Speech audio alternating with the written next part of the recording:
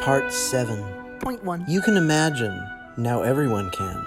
what it was like after 14 months of this overarchingly devastating pandemic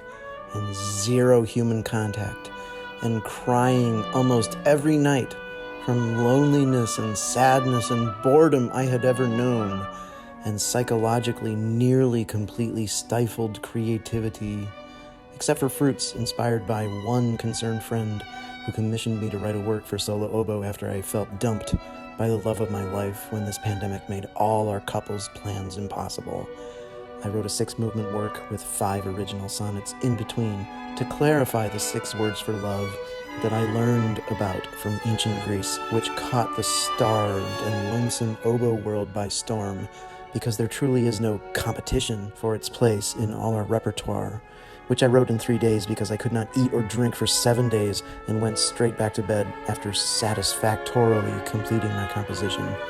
And afterward, I brooded that whole year while also trying to forgive myself this forced hiatus by learning that one of my heroes, Vladimir Horowitz, took not just 12 years away from the concert stage for aggravated colitis brought on by stress of performing, but 2 years without ever touching the piano, the break of which did me similar good away from the oboe, which I realized when I came back to it and learned things about myself that only pandemics can teach. That I felt once again able, proficient, master, and bettered of my gifts at my job when I returned, so much that not only could I actually deserve this stunning LEED silver certified condo I sacrificed so much for the betterment of the earth, including walking to work and the energy efficiency that cost me never more than $20 a month in electricity bills, not to mention my side careers to win my job, though feared the pandemic might take away from me and all my life savings, not to mention the life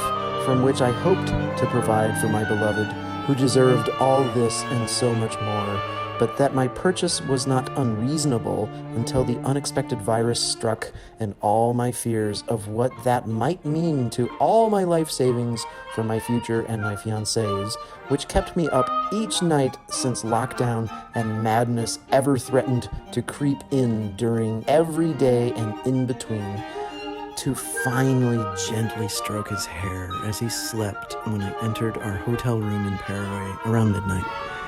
Even in the dark, his visage was still the most beautiful thing I've ever seen. I wish there were a much better word than thing, but what is there? The curves, the shadows, the shapes of his gorgeous face and soul,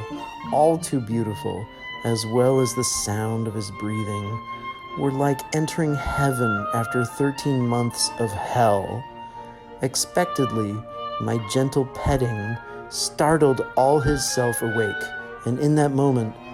desperately wanting to hold and kiss him, I softly said, "Hi, Kevin. I'm gonna wash all of the COVID off my body and be right back."